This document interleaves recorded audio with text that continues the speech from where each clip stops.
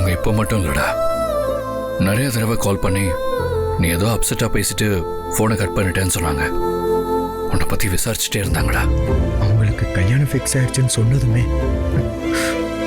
நான் ரொம்ப அப்செட் ஆகி வாழவே பிடிக்காம தான் அந்த முடிவு எடுத்தேன். ஆனா அவங்க இந்த நேரத்தில் என்னை பத்தி யோசிச்சு உனக்கு கால் பண்ணியிருக்காங்கன்னா அவங்களுக்கு என் மேல அன்பு இருக்குன்னு தானே அர்த்தம். அப்படி இல்லைன்னா எனக்கு என்ன ஆனாலும் பரவாயில்லன்னு விட்டுருக்கலாம்ல.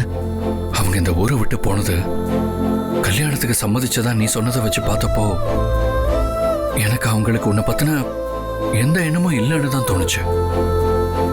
ஆனா அவங்க எவ்வளவு டென்ஷனோட இருந்ததை பார்த்து எனக்கும் அவங்களுக்கும் உன் மேல லவ் இருக்கும்னு டவுட்டா இருக்குடா. நல்ல வேலைடா, நீ வந்து என்னை காப்பாத்திட்ட. இல்லைன்னா அவங்க கூட சேர்ந்து வாழ்ற வாழ்க்கைய நான் ரொம்ப மிஸ் பண்ணிருப்பேன்டா. இப்போவாது உனக்கு புரிஞ்சதேடா. யாருமே என்னை நம்பலைனாலும் எனக்கு கூட அவங்களுக்கு என் மேல லவ் இல்லையோன்னு சந்தேகமே வந்துருச்சுடா. அதுக்காக எந்த எக்ஸ்ட்ரீம்க்கு வேணாலும் போவியா? நான் இதை உன்கிட்ட எக்ஸ்பெக்ட் பண்ணவே இல்லடா. நீ இந்த விஷயத்தை தைரியமா ஹேண்டில் பண்ணுவேன்னு நினைச்சேன். டேய், நீ இதுக்கப்புறம் இப்படி ஒரு முடிவை எடுக்க மாட்டேன்னு எனக்கு ப்ராமிஸ் பண்ண. அப்படின்னா எப்படியாவது அணு கூட என்னை சேர்த்து வைப்பேன்னு நீ எனக்கு ப்ராமிஸ் பண்ண. அவங்க ஓப்பன் அப் ஆகி உன்னை லவ் பண்றதா சொல்லிட்டா கண்டிப்பா நான் உனக்கு சப்போர்ட் பண்றேன்டா.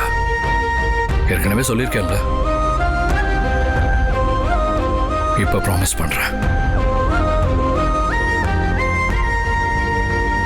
கண்டிப்பா நீங்க சேர்றதுக்கு என்னால என்ன செய்ய முடியுமோ அதை உனக்காக நான் பண்றேன். அதை சொல்ல வைக்கணும்னா அவங்க என் பக்கத்துல இருக்கணும்டா. ஆனா அவங்க தான் ஊருக்கு போயிட்டாங்களே, இப்ப என்ன பண்றது? இப்படி தப்பான முடிவெடுத்து எங்க எல்லாரையும் கஷ்டப்படுத்தாம அடுத்து என்ன பண்ணலான்னு யோசிடா.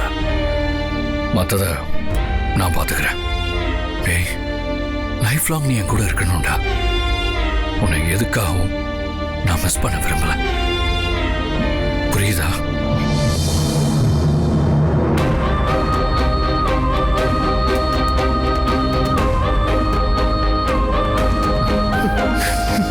சாரிடா, சாரி. ரிலாக்ஸ்டா.